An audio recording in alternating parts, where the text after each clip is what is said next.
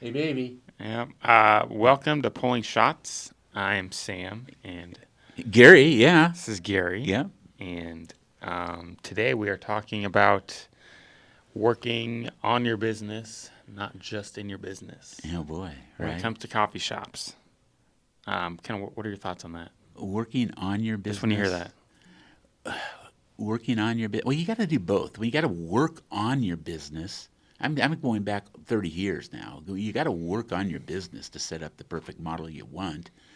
Then you have to work in your business to learn the process and to get the feel Hmm. and to meet the customers, let the customers see the owners, and teach your employees. But you're always working on your business, and you're always working in your business in some fashion to be successful. Yeah.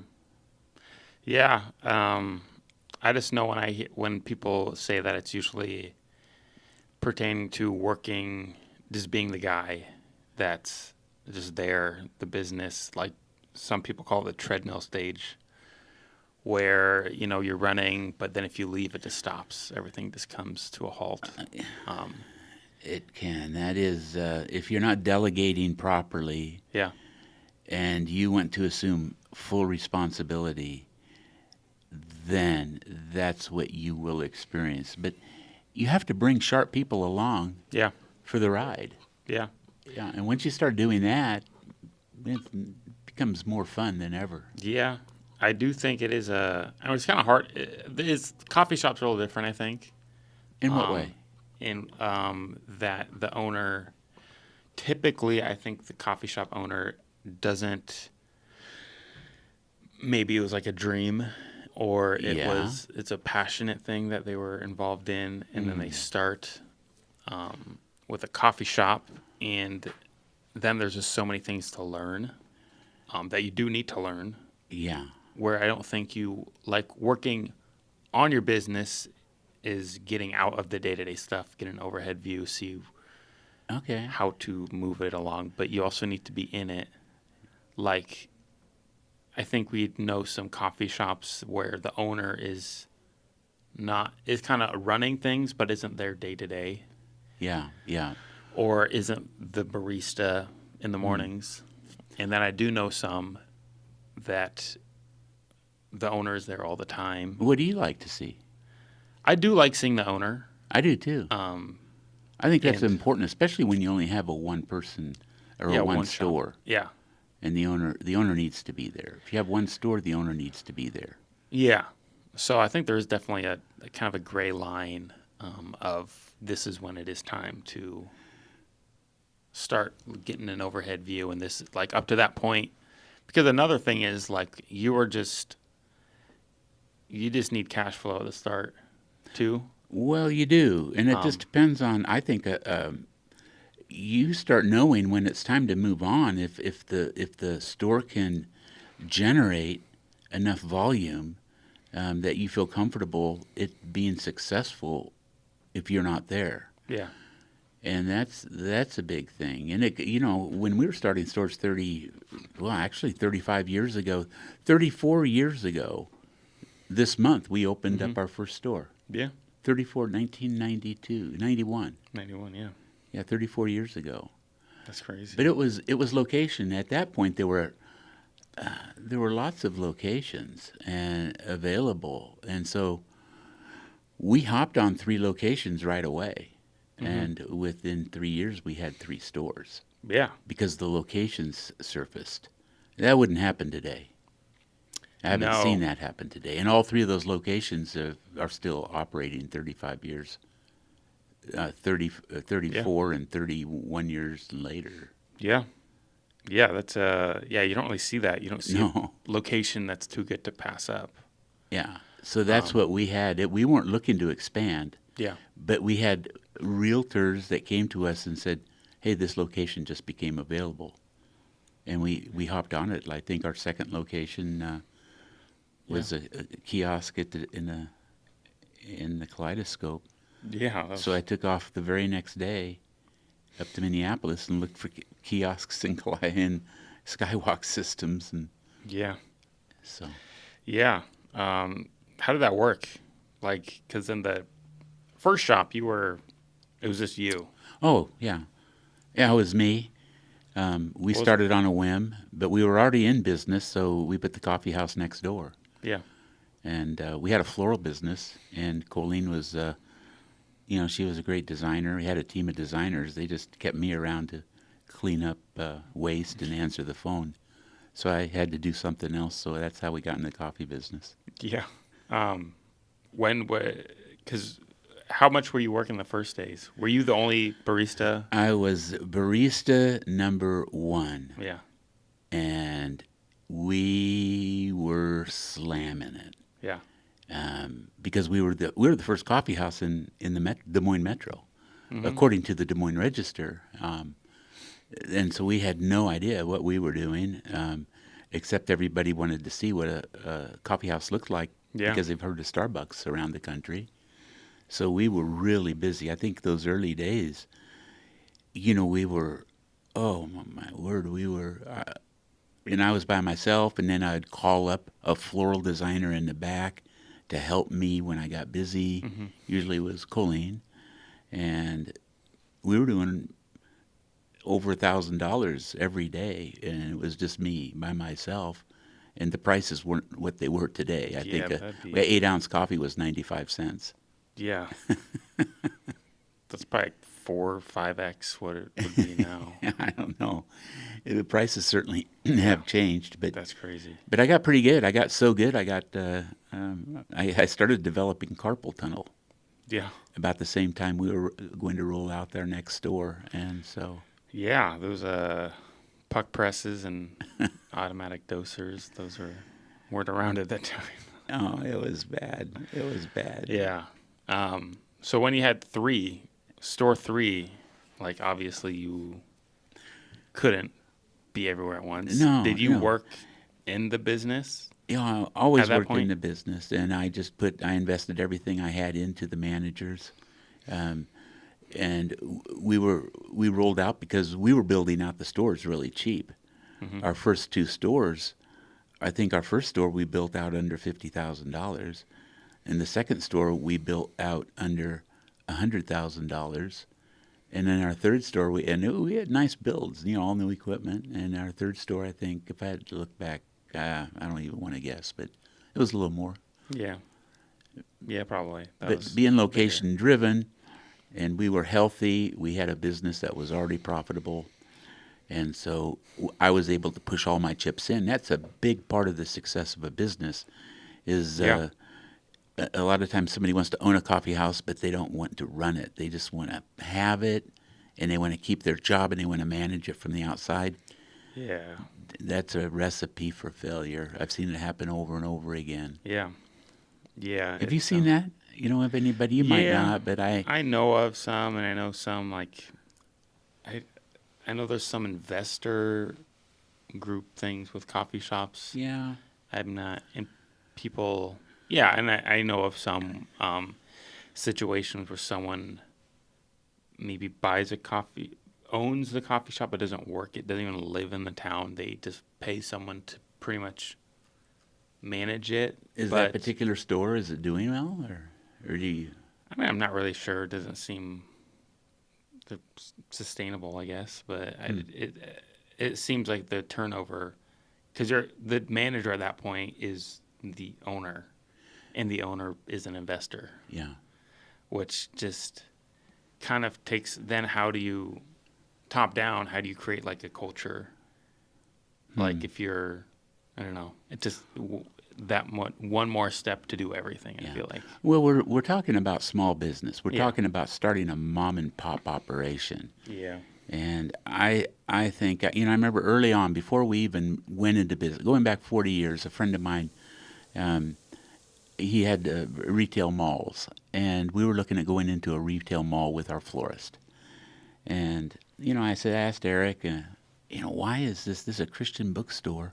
There's lots of good ones. This looks like, why isn't this Christian bookstore successful? Why are they going out of business? He said, the owner's never there.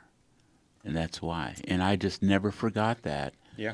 And the owner, you got to be there. We know owners, You look at a coffee house here in town that opened up in 1993, the same year. They only have one store. And they open, but the owner's there still every day. Yeah. And that is amazing to have one coffee house. And then it's still successful, Yeah. and they're still there.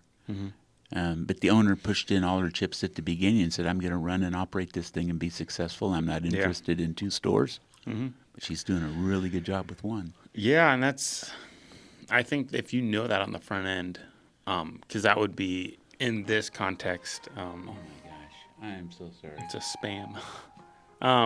In this context, that's working in your business. And if you on the front end just want to say, I want to work in my business, I don't really want to expand it or take this to the next level, then that's great. It is. Yeah. But that's just a decision you make. And I don't think most people would want that. Mm-hmm. I think most people would want to grow something sustainable that can kind of create a legacy that you can pass on. And Well, you would think, but not everybody's the same, and not everybody's awarded the same blessings. That fortunately, we a little bit of luck, a little bit of blessing from God, a little bit of hard work, a lot of faith, and I think a lot of it has to do with the timing that we got into it, and picking the good locations. yeah, There's another coffee house company that I know of that, came into the market a little after us, and they're doing well, but they've changed locations about 3 times, and that's tough Yeah. if you don't choose the best location for you. yeah.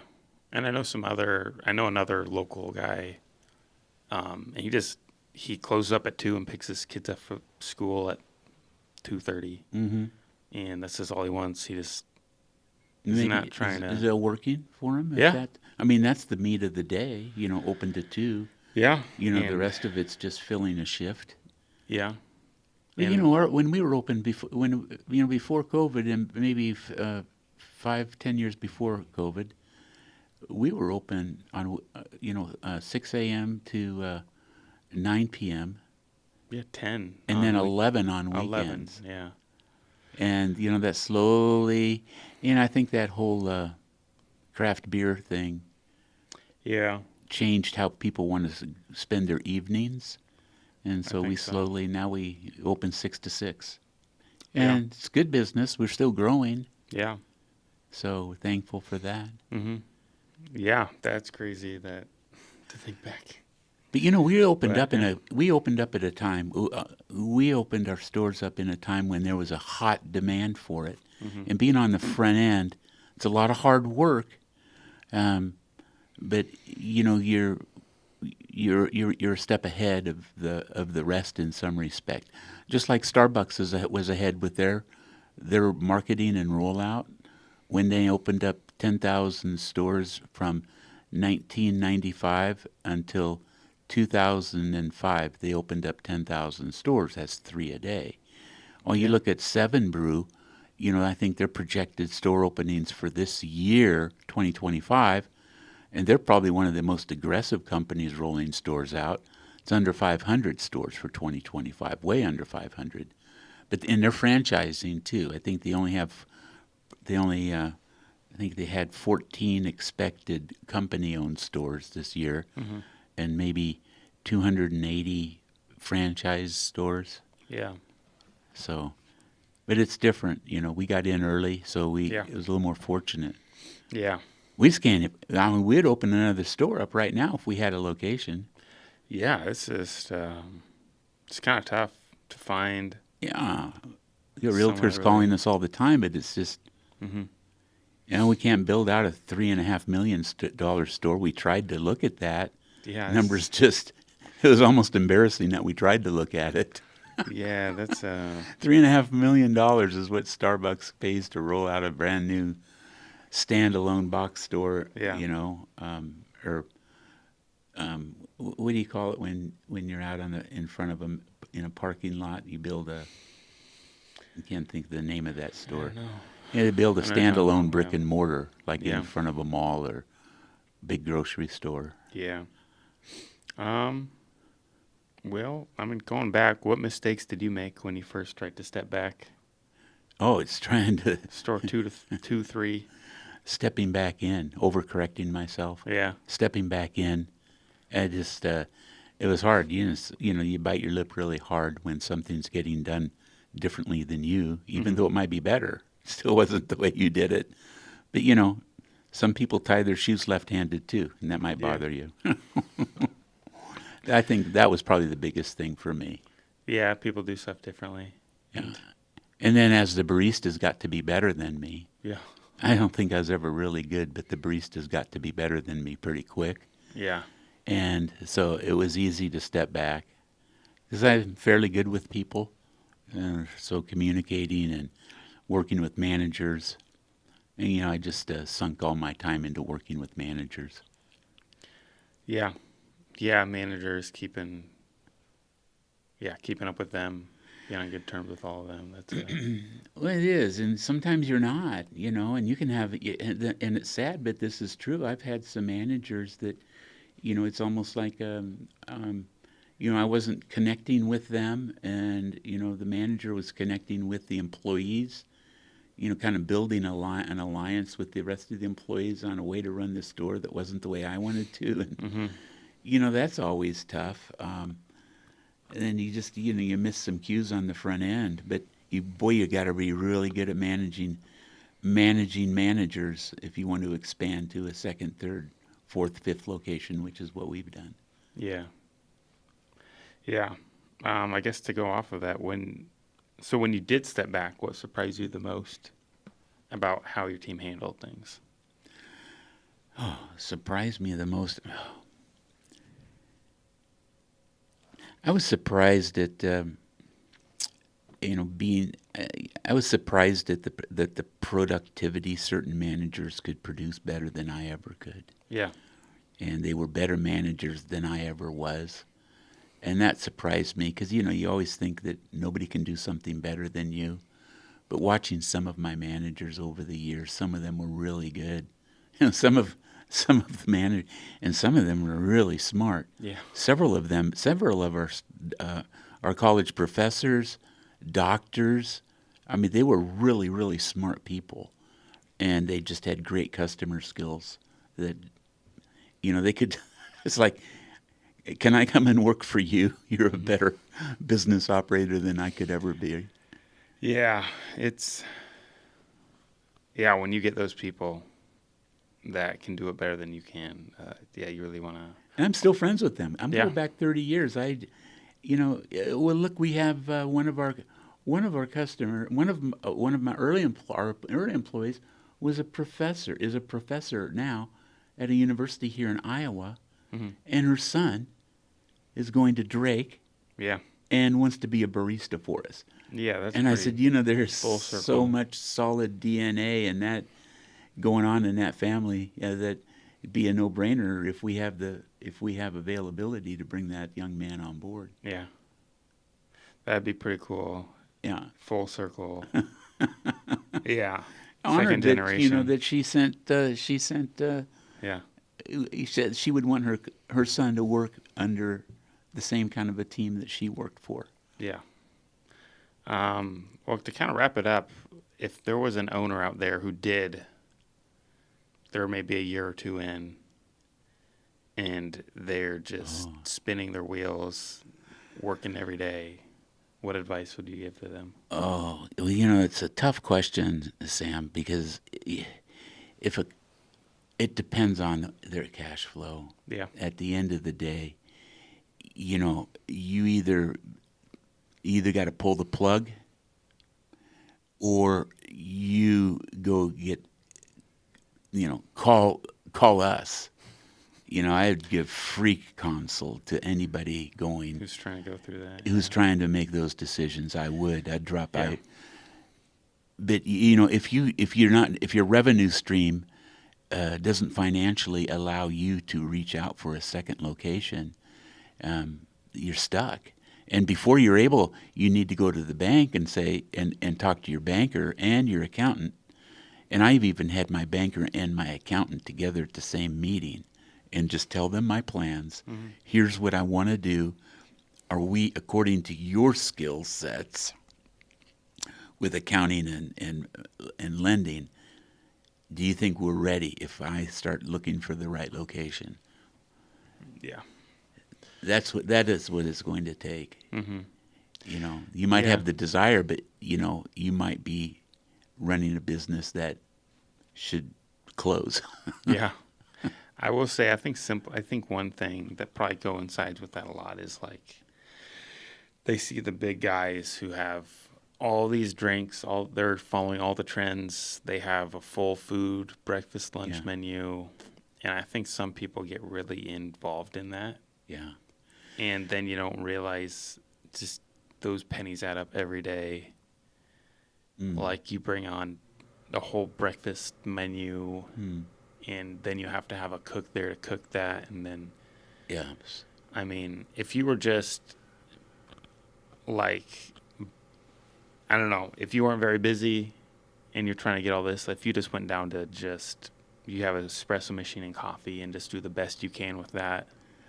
Well, Um, that's one. That's one way. Yeah. That's one way to look at it. But then, if you're not busy, you do have to bring on, Yeah, I guess that is a tough spot. extra items that are going to get make people it in. work. We've been fortunate, Yeah. and that is we haven't had to have, and I think we're missing out some with food, Mm-hmm. because there's a lot more revenue to make on food than what we're generating right now. But we've been pretty fortunate because we developed our smoothies just like Jamba Juice did, and 25 years ago when I sat in a Jamba Juice in Huntington Beach, and then we opened up our juice bar. Yeah. And we called that our food, our breakfast. Yeah, Because for- it is, and it still is. Mhm. IQF frozen fruit, that's instant quick frozen fresh fruit, non-pasteurized juices.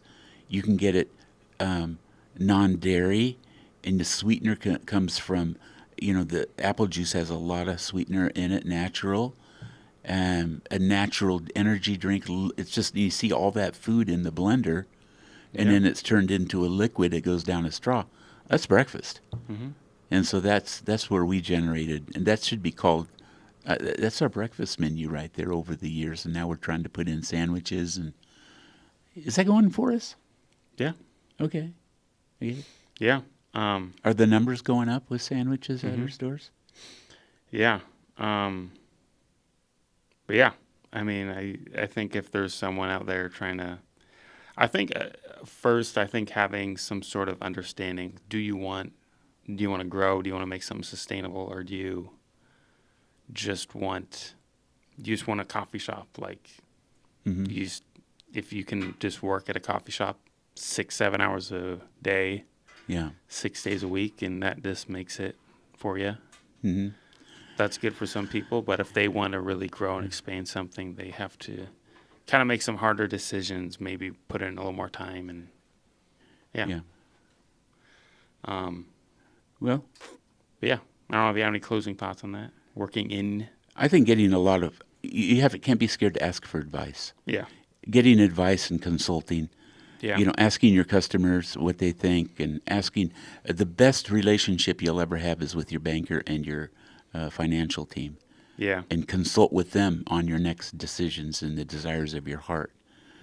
hmm You know what? If you follow your heart, you're following God. Well, your heart's kind of deceitful in some people, like me.